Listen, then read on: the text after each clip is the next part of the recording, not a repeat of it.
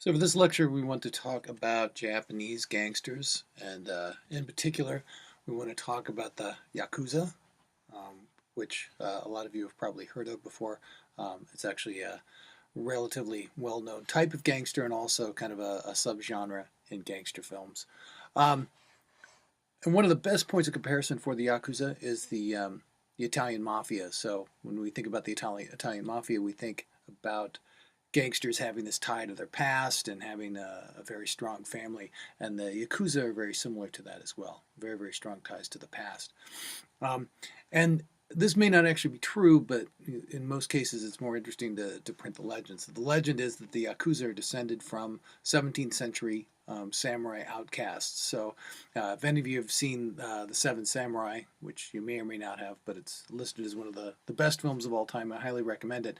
There's one character in it who is essentially the seventh samurai, and he has a really long sword, and he's kind of crazy and sloppy.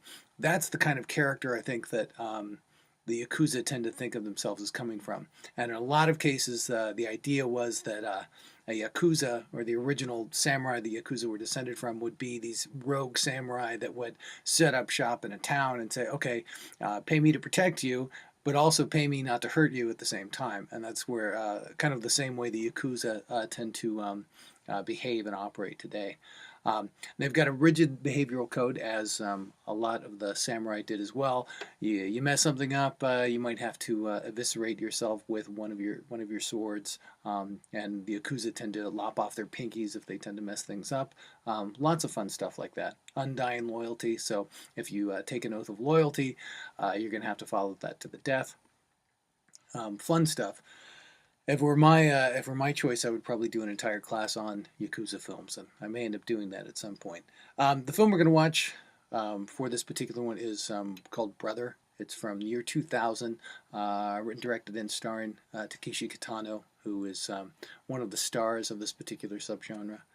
And in this film, which is one of the reasons we're watching it and not one of the older Yakuza films that are actually set in Japan, is the fact this is set in Los Angeles. And so we have the American gangsters, we've got the Italian Mafia, we've got the Cholos, we've got the guys from Crenshaw Mafia, all that, all kind of coming together in one place. And we have this one particular Yakuza, who's the head of this gang of misfits, puts them together, and then they end up running into conflict with all the other gangs that are already in Los Angeles, and it's essentially a bloodbath, but it's kind of a fun bloodbath.